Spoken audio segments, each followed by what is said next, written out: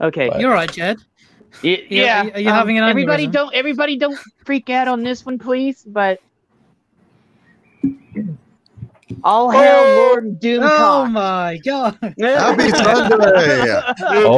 Hail to the future rule of Earth. This is the How's it first going? time. Hi, Hey, buddy. Doomcock. Great. Thanks Well, happy 100 subs, man. That's great. Yeah, thank you, brother. I'm sorry. We just got StreamYards and it turned a lot of stuff on that I didn't want. So I had to go into settings and turn it off. Okay, so I was stressed and I was like, Mike, can you tell him that I'm going to go fix this? And Steven helped me fix it. That's yeah. Steven saved so I the was day. like, yeah, and then I was like on Twitter, I was messaging you on Twitter. I was like, dude, I'm turning it off. I would like to quickly correct one thing. I thought Ash was tech support. Why was I doing it for free? Okay, I'm sorry. I'm down on payment on my Visa. Okay, I need to work on that first. Ash was on break, so Lord Doomcock, it's nice to meet you finally. It is nice to meet you guys. And yeah, I don't usually do anything on Sunday, and I can't stay too long because, you know, I've got, you know, the we got the show Inquisition tonight. and all. But yeah, I wanted to pop in and say hi and, you know, congratulations. And I'm glad y'all got that weird little snafu out so I could pop in and congratulate you and just hang out for a little bit. Yeah. Oh, and like I said, when I thank you, I appreciate it anytime that you have, you know, so I like, and I cannot say this. Dude, I love you, dude. Like, you're so awesome. I gotta get the fanboy out right now. I gotta get the fanboy out right now because when the message I sent you, because I know I sent you the two Star Trek streams when we had Robert on, and it was just I was like, okay, guy. I was telling Retro and my other my. I have a name, Jed. Jed is flustered. He's very flustered right now. Yeah, and I'm flustered right now. So, and I got to bring one of my other boys in. So we Jed, are it's not like we call for like multiple hours a day. I do. Yeah, have a name. I know. So Look at Dickie's face. He is like a little kid at a theme park right now. Okay, Lord Doomcock, I want to introduce you to my team. That's my boy Ash and my boy Retro. They're on the channel with me.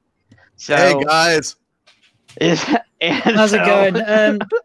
I think because Jed can't speak properly like a normal human right now. I'll just say Jed. I'll just say what we're probably all thinking. We all love everything you're doing with your channel and all the content you're making, all the stuff you do with Gary. Everyone here are just such huge fans of your work, and we cannot thank you enough for dropping by our stream. Well, I'm delighted to be able to do it. I wish I could do, you know, more of these kinds of things, but you know, really, it's tough, man. I'm totally swamped, and it's just one. You know, I'm one person. You know, it's like I don't have a team or anything, and hire assistant. Hire an assistant. Steven's looking for there can be only one. Okay, there can be only one. It doesn't mean you have to pay them, but you can always have someone that probably would love to get experience. Are you volunteering me for more free work, Fat Steven? If I say yes, I'd probably be like, you want another Twinkie? Come on, just do another thumbnail. Just one more thumbnail. You get some great killing. Well, it's not a question of paying somebody, but I mean, it's just the nature of everything I do. I mean, you would have to basically give everyone access, you know, somebody access to your account, and it's just not, you know, it's not in the stars. So, oh well. Anyway, but listen, congratulations. This is a great milestone. You should be very happy, and it's just fantastic. Congratulations. Yeah, and I cannot say this enough. I appreciate sorry. I calmed down now because I threw out a Hail Mary to you. I threw out a Hail Mary to you, Gary, and Tom. I've been talking to Tom for a bit, but you know, he's busy as you and Gary are. So I was like, I threw out Hail Marys. I was like, okay, one of them's bound to hit. Come on. You connected. Yeah, so I appreciate. Well, why don't we let Doomcock actually articulate something of meaning and value other than thanks? So, Doomcock, what are you talking about tonight on the show or this afternoon? Well, it's going to be on Gary's show, and I mean, on Gary's channel, and so he kind of gets to set the agenda. I set the agenda when it's on my channel, but I assume we're probably going to talk some about Falcon and Winter Soldier. But I've got something I would like to say. A couple of things I'd like to say, actually. I'll probably talk about tonight, but boy, I don't know if you guys have seen Primal, the short, the animation from Kennedy Tartakovsky. But that thing is, I'm late to the party. Demon Scythe Synthwave urged me to watch this show, and I think the reason I didn't watch it before was, I didn't have cable at the time when it, premiered. But Primal is astonishing. It's an astonishing, brilliant piece of work beyond words that I can say. And I oh my God, to be able to tell in 20 minutes a full story with no dialogue and have that much emotional and visceral impact, I am astonished. I'm blown away. Wow, that's high praise coming from really you. is good. I will say this. I've seen it too, and it's very awesome. It's more of how things were doing back in the day when we had awesome content coming out before all this woke crap and all this, just soy stuff came out. Would you agree? Oh yeah. I mean, it really is a throwback to, well, I mean, it's really it's one of the most dynamically directed pieces of animation I think I've ever seen in terms of dramatic impact. I mean, watching it, I was struck by how repetitive. I mean, really, there's just not a lot to do in dinosaur times except eat or be eaten, and it's I mean, there's a lot of like action movies and action shows that are just so fucking boring. So boring, where you just have all this action and all this boom shit, and it gets very tedious. But Tartakovsky, Primal, it has always emotional impact. It has. I mean, there were many times where I was just like flinching or like holding my head and going, Jesus, this is astonishing work. And it wasn't, not only did it not get repetitive or boring, it was thrilling from start to fucking finish. Wow. I can't wait to watch it. Where can we find it? Can we stream it, or what? How do we find this show? I think it's Cartoon Network. Cartoon. It's Adult Swim. HBO Max has it too. Wait. Is this the short with the caveman riding the dinosaur? Yeah. That sniper. Yeah, that is really good. I've caught pieces of that. It's very well done. HBO Max has it, by the way. Don't catch pieces of it. Watch it. It's holy shit. But I got Invincible to finish. Yeah, right. I've got Invincible to finish too. I haven't actually finished it. I don't know what the fuck is going on with that. I mean, it was going along just nice and swell, and then all of a sudden, holy shit! That maniac going in. I don't know. Don't spoil it or anything, but I don't know what the fuck's going on, and it's bizarre. You got the comics so far, except it's changing a lot of things as well. But the tone's there. And it's brutal. I mean, animating that stuff's different from seeing on a comic book page, if you've ever read the comic. Invincible. And it hasn't gone down the woke rabbit hole yet, but it touches on it sometimes, and it almost seems like they're actually making fun of woke more than anything else. I don't know if you've seen that part, but yeah, they are. I just want to jump in and say Purple needs to head off. Thank you, Purple, for coming. Purple, and thank you us. Everything for everything that you've done here. We want to do more stuff with you, okay? Like Absolutely. do some other cool stuff. Okay. Love you, Purple. Bye, beautiful. Thank We you love for you. coming. Yeah. Welcome, guys. See you later. See you. If you want to sum up Invincible in one way, it's like watching One Punch Man style violence, but with more blood. but with a Western pencil done to it, and it's very well delivered. Nice. Yeah. It is very good. But I'd be interested in seeing you review that DC if you once you get if you see it. So yeah. On you know, I can do things like that on Pop Culture Breakdown now. Nice. Oh, dude, I love the new show, the new format and stuff you have up with all the cool little stuff you got on. I was cracking up on that stuff the other day because I was watching it. So, well, thanks. Yeah, I wish I could do something like that, but I don't have the technology yet because my computer is like 11 to 12 years old. So I'm trying to. The center of the earth is far more advanced. Don't worry. Oh, I know. He's got all this advanced technology down there, so he can just do whatever. Yeah. So, you know. There is a small breaking news, though. It looks like the cheerleader outfit stream is a go now. She hit the mark. Oh, she did. Yes. Steven, can you bring me on that stream, please? No, we cannot. I'm sorry, I don't think there's enough room in StreamYards for you and your libido. Let's get out there. We have to cut her short. Oh my. Oh my. Sorry. Oh my. Oh my. Now you see here, we tried to enjoying this new format and this new show. It has taken you to so many different subjects, and it's so much more flexible than what you were doing before. How are you feeling about it? It's pretty exciting. You must have a big roster.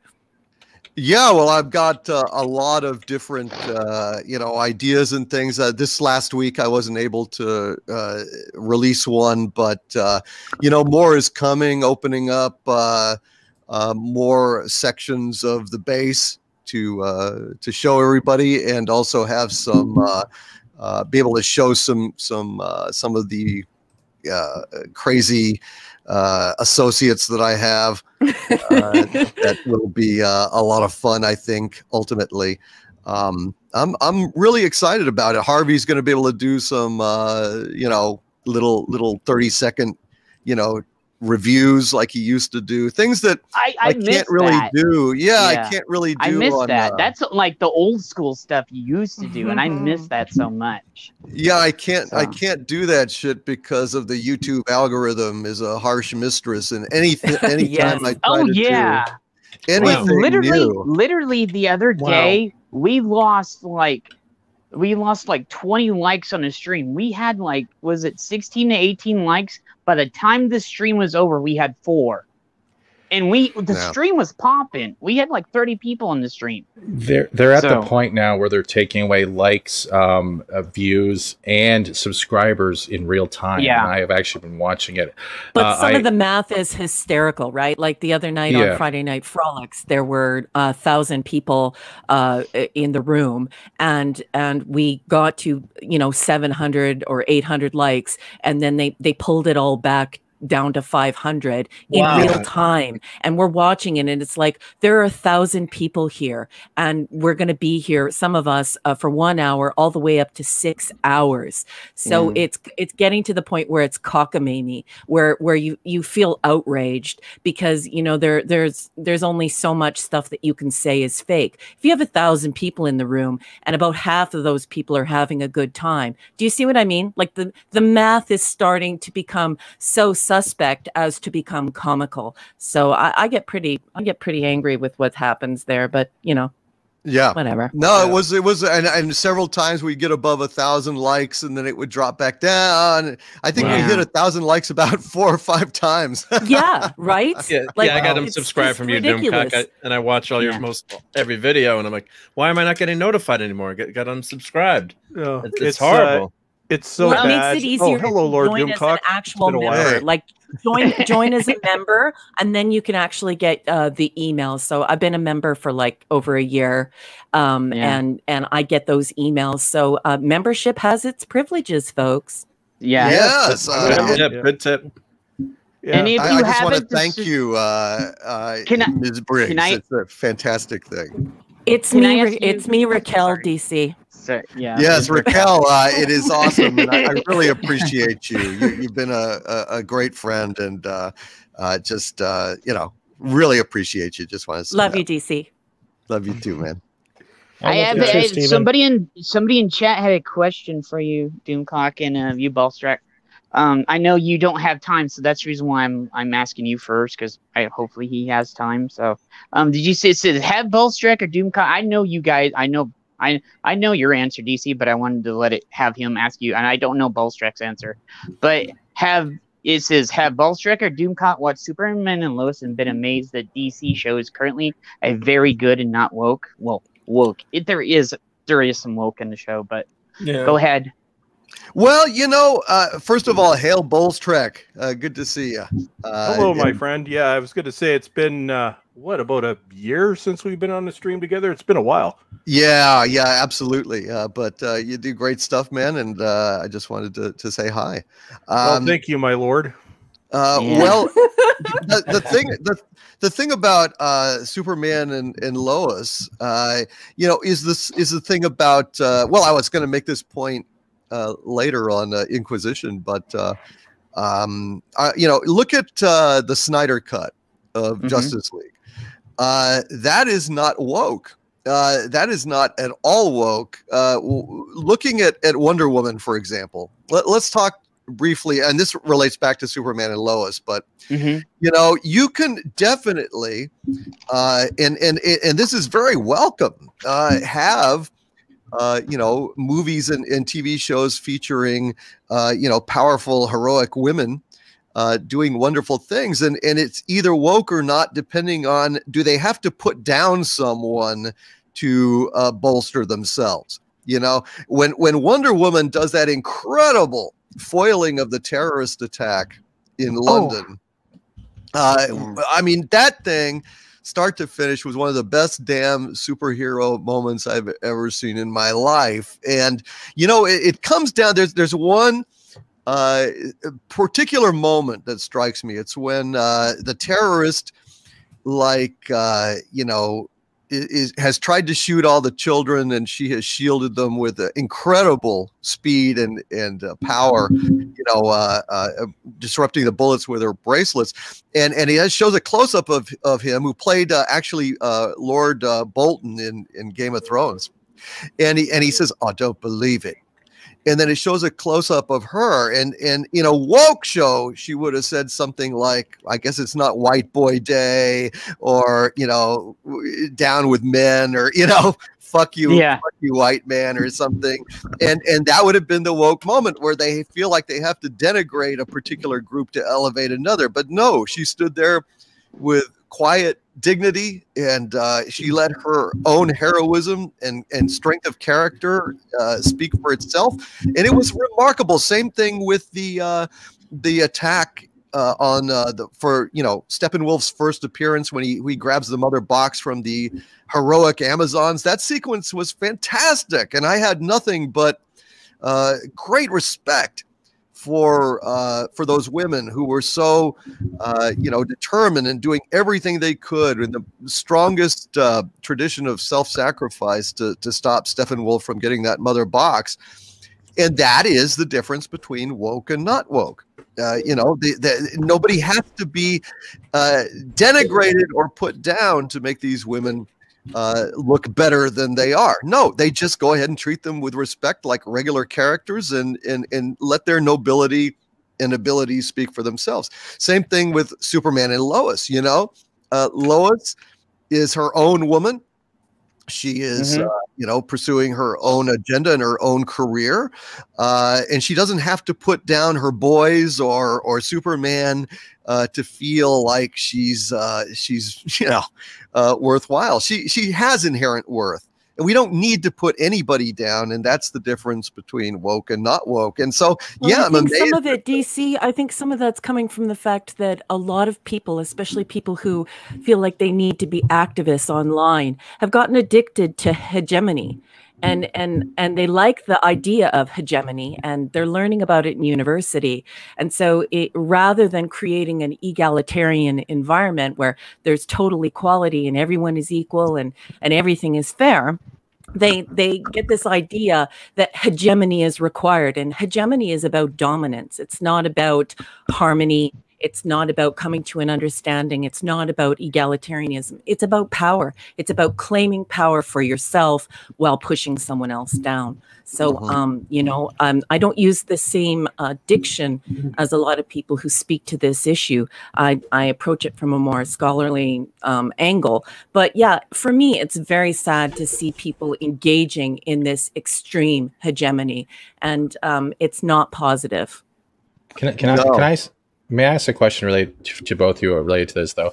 Do you think it also comes to the fact that when they deliver these types of media and entertainment, using quotes here, that they go about it in such a way that they don't realize that they're also insulting half of their audience? Because it's not just one gender watching, it's a lot of genders, or however they identify, watching. And when you're putting that one, let's say, gender or one type of person down, you're making the people who are watching it feel like they don't want to watch anymore, because they're like, well, if they're saying I'm not good enough, why am I even watching this show? Do you think they're doing this also at the same time?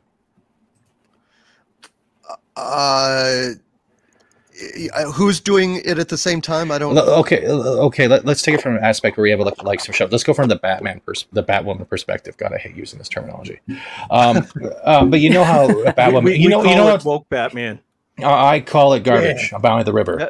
Yeah. But or even let's say that, let's go to the Birds of Prey thing, where you're going in to watch a movie, right? Because you're seeing the characters you've seen in your comics or in your video games, and you sit there and you start realizing that they're telling you, "Oh, men bad." Are you already nullifying your audience by half by, like you're saying, you're putting them down to make another one look better? You're also doing this to your audience at the same time, so you're also diminishing the amount of people putting eyes on a product you're supposed to deliver for entertainment, because it's now become a lecture rather than a form of escapism.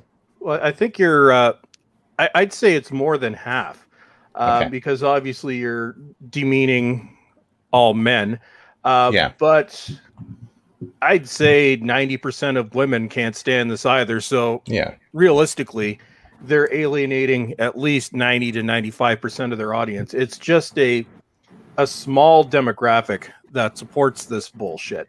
And it's kind of funny when we're talking about Justice League, how I'd say almost a product of a time it was, and a product of its time is a film that was shot only 5 years ago. But when I was looking up right here, it looks like filming started or principal photography began in April 2016. So keep in mind, this was, even though the Ghostbusters trailer had come out and that was ground zero, the movie hadn't actually been shown yet. So this just shows you the stark difference in only 3 years, from say 2016 to 2019. The stark difference where it's, you watch something and I'm like, holy crap, there's no identity politics in there. It's just a good movie. And this is how things were made only 5 years ago. Like, it's just sad. And if you look at, say, 2015, we got Fan Four Stick.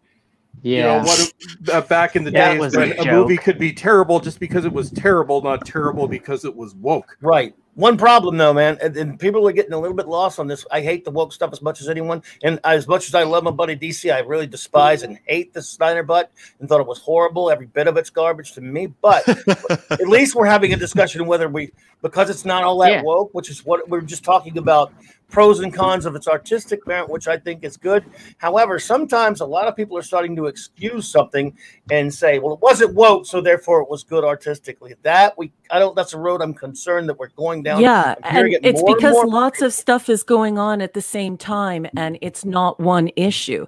We have this idea of didacticism, this very overly moralizing, overly powerful ideal coming from these corporations. And it's because they have marketing teams and even psychologists who look at the demographic and the psychographic of the audience, and they want to create that appeal. And unfortunately, it comes out as this didactic hegemony, these politics, and they're politicizing everything. But there's also another issue going on. that we no longer have artists connected to their creations. So rather than having artists and creatives around, we have these teams. And so what I would like to see is this the corporations stop taking over these IPs and trying to wring them of every drop of revenue that is possible to come from them. I'm Generation X. We used to laugh at people when they would do a reboot or a sequel, and we need to return to that. When we return to having artists in charge, writers, creatives, wonderful people in charge that care for the stories they're creating, we're going to see a return to the integrity of the dialogue that goes on betwixt the creator and the audience. But for right now, it's very important that we make the distinction that the audience is not connecting to an author or a creative person. There is no communication happening between them. What is happening right now is the audience is connecting to the corporate ideal, to a marketing strategy. That is what they are imbibing. They are not imbibing art, and it's quite sad. Well, I just want to mention too, like you look at what's happening with Lord of the Rings at Amazon. You know, going back to you know, when that was made, could you imagine what the casting would have been like, or what they would have done to the story? So you know, all the fans, and I know you and Gary have been talking about that. You know, what's going to happen to this new Amazon Lord of the Rings? Which Lord of the Rings is this? The Western or the Russian one? The Amazon show that they've spent, right. The one they spend all that stupid money on. But that's a great point there. Yeah, the artist, the one that Gary's been ripping apart, has unfortunately passed away. So you're seeing all this corporate. Look what's happening. I was watching your video the other day, DC, about Kathleen Kennedy possibly, being out at Lucasfilm, and just you read about how they market in terms of what a fan would like, or they try to do instead of George Lucas as an artist trying to say this is what I'm going to go with my gut, and how much I cried when I saw Luke on the screen again. It brought back memories of being in the theater in 1977. My dad was since passed, and it was, and I was watching it with my son, and I said, "Oh, this is such a fantastic moment." And my son really, he wanted to watch The Mandalorian with me, and now I don't even feel like watching it anymore since Gina got kicked off the show. So they ruined it, ruined a great moment for the fans. And you've got Lucasfilm employees making fun of fans who reacted the way I reacted, and you just want to say, take it and shove it, guys. You don't want to take it anymore. So I think we'll have to fight back. I do have a stupid question to ask towards the way Raquel brought up the whole the art being lost to a certain degree. Do you think that they're doing this not just to bleed revenue, but to make us dumb down our acceptance of what we think quality, let's say art or entertainment is? Because if they give us one thing that's more woke than another, is it we'll just go with the lesser evil? And they're trying to also embed that, as well as they're also, from my perspective, they're trying to embed us looking. What is that? They're trying. Sorry, that's a corporation interfering with your. Oh, great! Yeah, that hurt me. But I was trying to say, do you think at the same time they are trying to somehow make us look for the woke by not even realizing they're doing it, so we actually get offended ahead of time? Well, I don't have much. Before you get ahead of yourself there, and I'll let you in on another variable of this problem, and that is attention metrics. So when you put a corporation in charge of an IP instead of an actual storyteller, different things begin to evolve on social media, and one of those things are attention metrics. So we have the Silicon Six. We have this base 6 corporations who are dealing with our entertainment.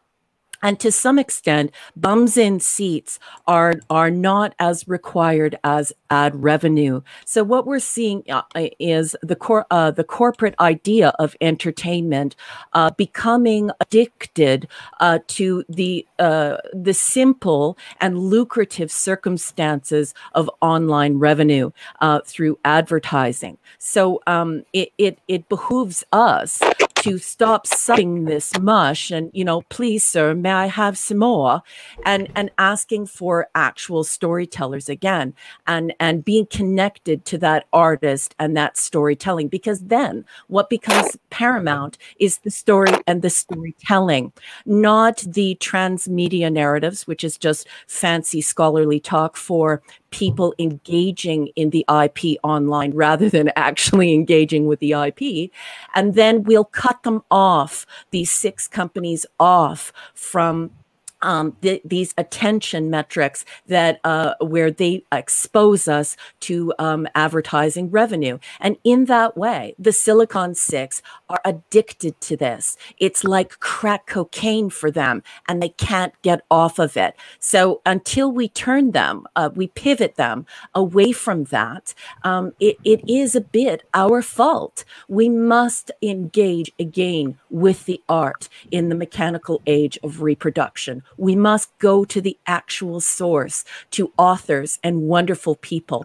Look at and I'll give you The Expanse as an example. Here we have a beautiful IP created by 2 authors under a nom de plume, and then we have it brought to us in the celluloid. It's gorgeous. We're having a great time. Well, now let's imagine that a whole bunch of writers get together and they decide to wring the shit out of that for the next 50 or 60 years. You're going to have that derivative quality to art in the mechanical age of reproduction. So, but what's worsening the situation? Right, yes, but what's making the situation worse, like I said, and I try to pivot all people towards this so they understand what's going on behind the scenes. When we cut them off from the ad revenue and the transmedia narratives, the Silicon Six, we cut them off of that and we demand the artist and the art. That is when we're going to see things turn around. But for right now, you could have 100,000 people who would like to sculpt their vanity metrics and their online personal branding, get jobs and build friendships and so on and so forth, using these IPs to shape their vanity metrics, their personal branding. And it's quite lucrative because they'll spend 6, 7, 8 hours online imbibing ads. So as long as they create that outrage exchange and they create that addiction, that little pop of dopamine you get when somebody hits the like button, when we disengage from that and we re-engage with the art, that's when we're going to see that transformation, us returning to art and the respect of art and the celebration of art. And as I said, The Expanse is an exemplar of that. So are you saying we have to reach a point of another renaissance where we focus more on the art and the imagination rather than whatever the big 6 are trying to force us with their own social experiments to put in? Yes, because at the end of the day, Amazon does not care. No. Amazon does not care if you imbibe a television show on Prime, if they can get ad revenue from you online while you're being outraged on social media and talking about what a wonderful fan you are. So that's why a scholar like me follows somebody like Doomcock. He's engaging with that conversation and drawing people nearer to the art rather than the social media exchange. So thank you for that, Raquel. That was very awesome. But I wanted to get, sorry, Lord Doomcock. I would, how much do you need to go, or how much more time do you have here? Yeah, just a couple of minutes. Unfortunately, I've got I'm sorry. No, not at all. If I could express this, I would love to have you come back at some other time where you could have a little bit more time, if that was cool. Not putting you on the spot or anything. You know, I'm just, yeah, whatever. no, absolutely. He's putting you on the spot. No, shut up. I always ask that. We'll have the Doomcock regular feature every week, right? No. Yeah, right. No, that's the idea, but I don't think that's going to happen. So, but yeah, I know you got to go, and and Raquel, thank you and bless you for that. That you're awesome on that. But yeah, I wanted to say, I know you got to go soon, so because I know you got the Inquisition tonight, right? Yeah, so, and I know other things are pressing. Yeah, and you got other things you got to do. So, but I would say on all of that, look, I think you know, I don't know.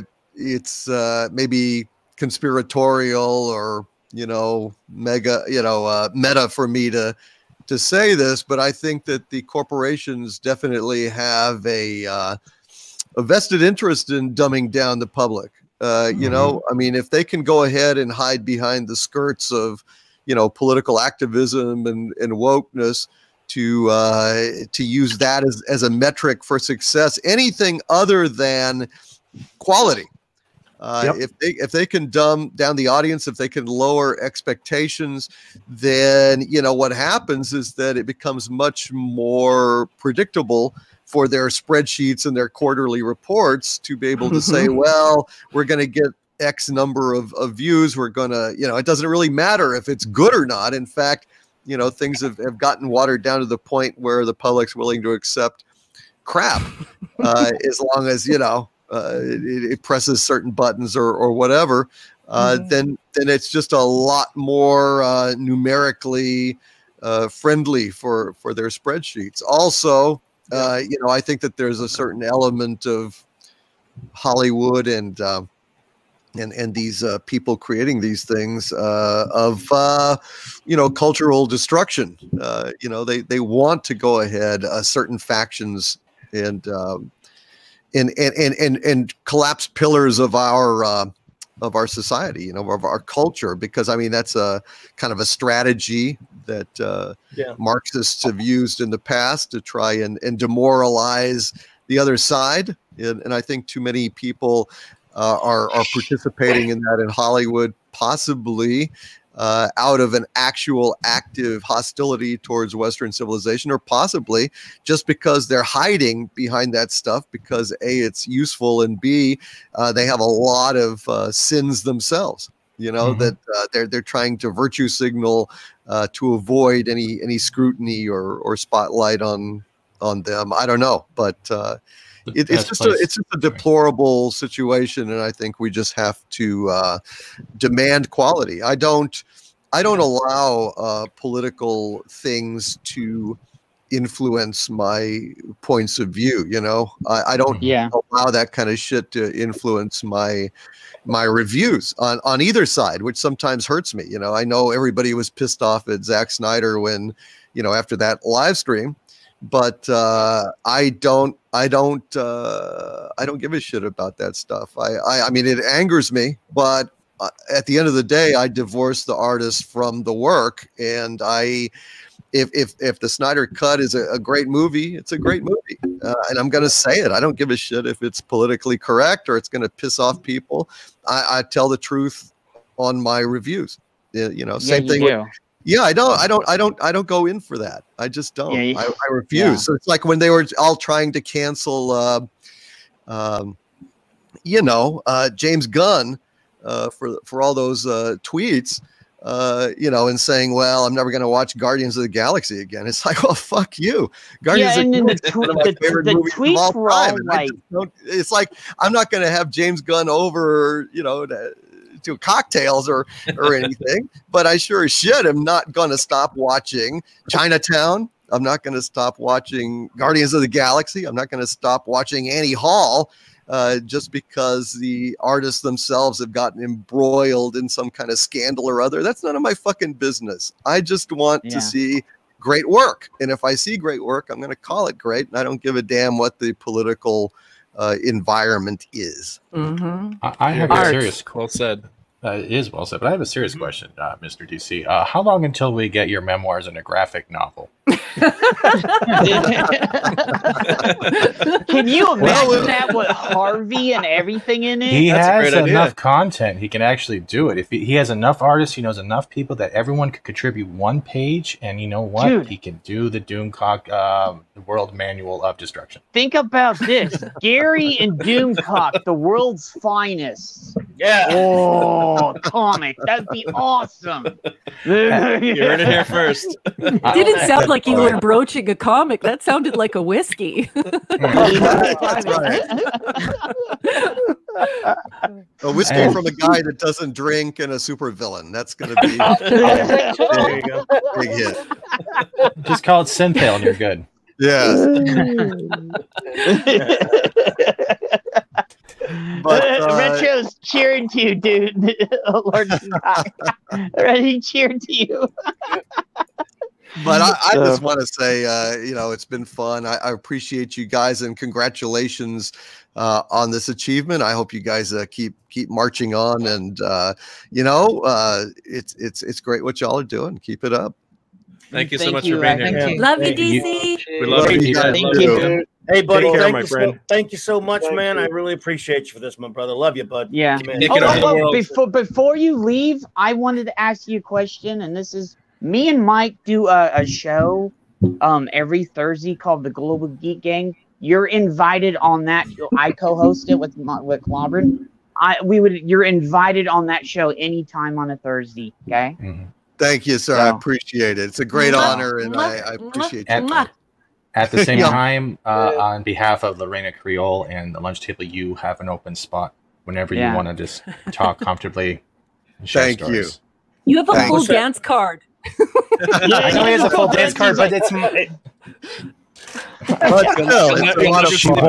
She won't feed me unless I ask, so I'm going to say it. He's going to be like licking his pencil, and he's like, I got this guy, and I got this one over there. He's like licking his pencil. He's got a planet to conquer, folks. Yeah. That's right. Yeah, but but if we offer free pizza and a very intelligent, lovely woman, I think we can kind of like give 5 minutes away. Well, that is life, right? That is life. Well, I appreciate you coming on here immensely. Thank you very much. You're welcome. You guys have a good rest of your day, and chat with you in the future, y'all. Okay, thank you. Come again. Rock your show Till tonight. all are Love one. you. Catch you tonight. Good night. You guys. Later, bud. Take care, y'all. Thank you. Cheers. The great Lord Doomcock.